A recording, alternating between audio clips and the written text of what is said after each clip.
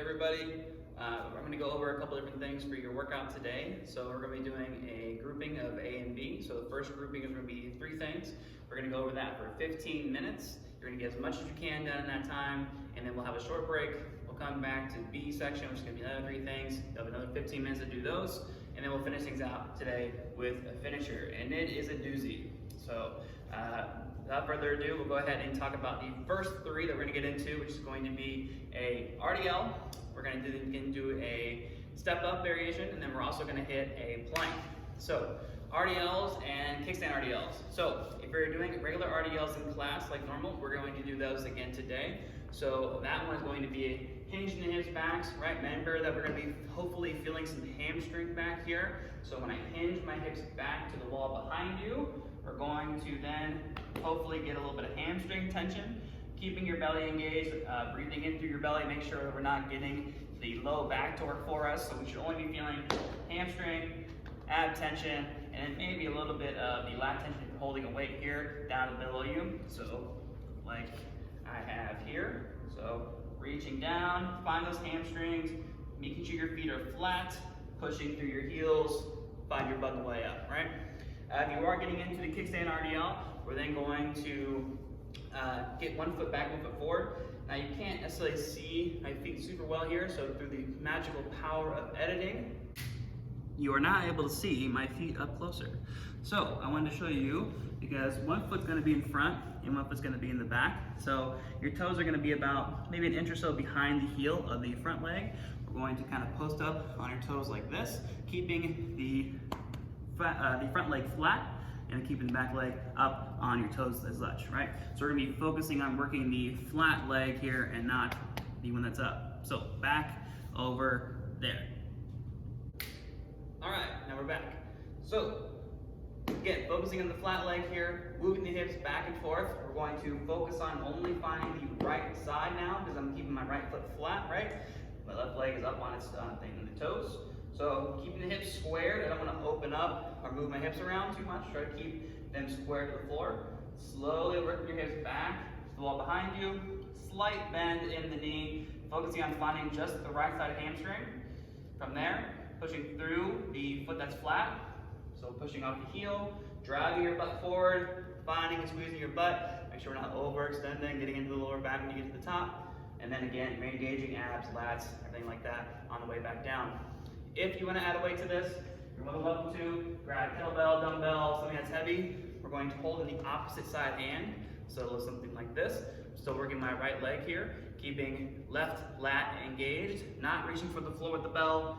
Hips hinge, and then again driving through, finding your butt. Cool? So moving on from there, we're going to get into a step up today. Now if you don't have anything to step up onto at your house, you can always switch these out for a split squat or reverse lunge variation, especially if you have any kind of knee issues with the step up. I know some of you might. You can always switch these out for something that does not hurt your joints at all. We'd rather you do that than go through some pain doing this exercise. If you do have something to step up onto, we're going to go ahead and do this. Whatever object you're stepping up onto, we're going to place your entire foot on that object, so we don't want it to be hanging off the edge at all, making sure the entire from heel to toes are on the box. We're then going to load hamstring. The best way to do that, kind of let your hips kind of go back a little bit here. So I like to feel some load before I push through the box or the object you're pushing off of. So again, focusing on keeping the front leg working. So this leg, this quad right here should be the one that's working, not the back toe. So I don't want to be pushing and driving off of my back leg. I want to be focused on keeping tension on this front quad. So pushing through the heel, standing myself up, keeping my foot flat. Going to then find glute and quad at the top, slowly hinging the hips backwards, and then nice and gently down to the floor. I don't want to just slam my body down to the floor. I want to kind of control that. A lot of that work's happening on the bottom and the top as well, but again on the bottom as well, so don't just forget about that.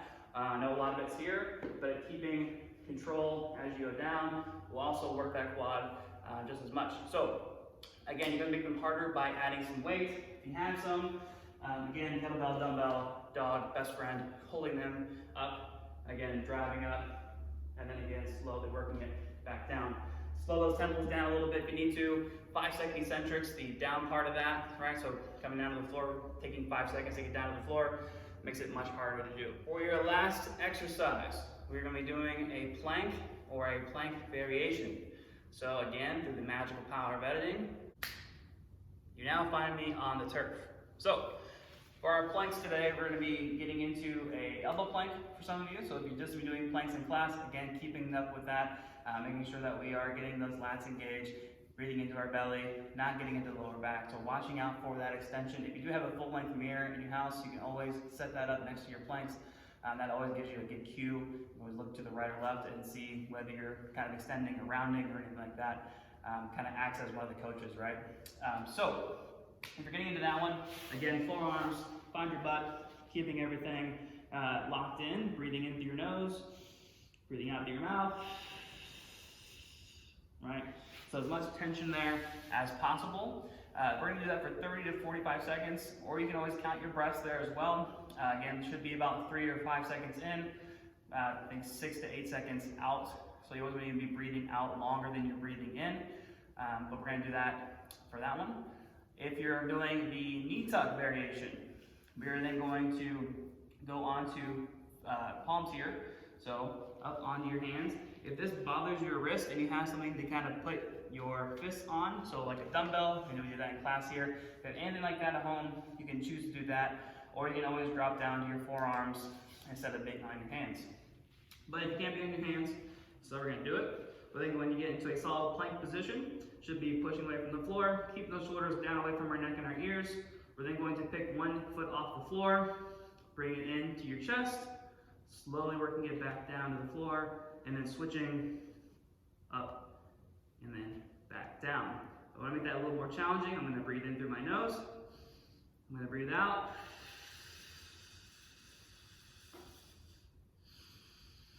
And then back down. So I'm breathing out the entire time. I have my knee up off the floor, or rather my foot off the floor. I'm going to breathe in, then bring my foot down, back down. If that still isn't enough for you, you can always grab your sliders. So if you don't have sliders like these at home, you can always use paper plates. I believe those work better on carpet. If you have some of those moving sliders, so you can put them under your furniture and move them around a little easier, those I imagine will be the same as these. So if you want to use those, you're more than welcome to. Again, same kind of deal here. You still want to keep it slow. It's not a mountain climber, right? So toes are going to go on to the sliders. We're going to get back into our plank position. We're then going to slide the knee up, slide the knee back down. Okay? So nice and easy. Keep under control. Slow the tempo down. Make sure you're breathing. All right, everybody, you made it through your first 15 minutes. Now it's time for the second half. So still going to be doing 3 things for a 15-minute segment. These 3 things we're going to be doing are going to be an anti-rotation press or chop. We're then going to get into a half kneeling banded press, work your pec. And then the last thing we're going to be doing is going to be going over a seated banded row. Almost forgot there. So seated banded rows will be the last thing. So let's talk about the anti-rotation press or chop. I have the band setter on my pole. I'm lucky enough to have a pole here. If you don't have a pole at your house, you can always do the doorknob trick where you tie it around the doorknob, close the door shut, and then make sure that it is not going to be opening up on you there. But again, if you have something to tie around to, that is the easiest option there. Grabbing onto this, doing a press out or a chop, you can do it one of 2 ways. So you can always grab onto the band just like normal, so it kind of fits around, so you're grabbing on like this. I kind of prefer when I'm using a band like this to go on top of the band like here. That feels better for me, but again, it's up to you to decide. So press out, we're going to be pressing out. So our elbows stay next to your body. We don't want to be flaring the elbows out, so keeping those nice and flat. Hands should be right next to your belly button. Make sure you're walking out far enough that you're getting enough tension here. You might need to make it more tension or less tension. Again, by moving in, make it less. Moving out, make it harder. We're going to press the band out into space, more toward the floor, so we don't want to come up nice and high here. That's usually going to get into pec and shoulder potentially, so we want to try to keep it a little bit lower. That way we're working more the oblique, hopefully this side, a little bit more than that side, but feeling it in your abs, we'll call it a win. So again, pressing that band out, breathing out as you press out, breathing in as I come back in. If I can breathe out for 5 or 6 seconds, then I'm gonna be holding and breathing out for 5 or 6 seconds. Don't breathe out for 3 and then come back in. If you can hold out there longer, do that. It'll make it harder for you. The chop, however, is going to be similar, which is a little bit different. Again, you're still walking out, so whatever feels comfortable as far as tension goes. We're then going to grab onto the band however you'd like. We're going to take the band from the middle and kind of bring it into the inside knee, and then breathe out as I rotate and go to the outside knee. So again, breathing in as you come back toward the rig or whatever the band is hooked up to, and then again, breathing out. You can always go a little faster on the way out, but you want to try to keep it controlled on the way in. So breathing out fast, breathing in nice and slow as I come back, right? So again, we're going to be doing both sides for both of these, so AR press or the chop. Make sure you hit both sides from there. From that one, we're going to go right into a half kneeling band press. So kind of lowering the band down. If you're using a doorknob, you can probably keep it the same. You don't necessarily need to have move the band down any lower. We're then going to set up in a half kneeling position. So I'm going to try my best to show you a good angle here. So I'm locking in the right legged glute. I'm going to be working my right hand because the right leg is down, so same side, right? We're going to then drive the knee into the floor, hopefully like a pillow down there. You can have your, or you're on carpet or something. Keep your knee nice and soft. We're going to then drive the knee down. Again, you want to kind of get a little stretch from that knee all the way up to like the quad area here. So trying to get this whole leg to kind of stretch a little bit, finding a little bit of tension in your glute. We're then going to press the band out into space, hopefully finding your pec through here. If you're getting shoulder too much, you might be one of those people that goes up like this, right? So try to keep your shoulder down, whether it's going out or coming back in. Sometimes maybe you'll be out fine, or you need to come back in. You'll kind of bring that elbow or that shoulder up to your neck. So make sure that we're keeping that down, and hopefully we're able to find just a little bit of pec here.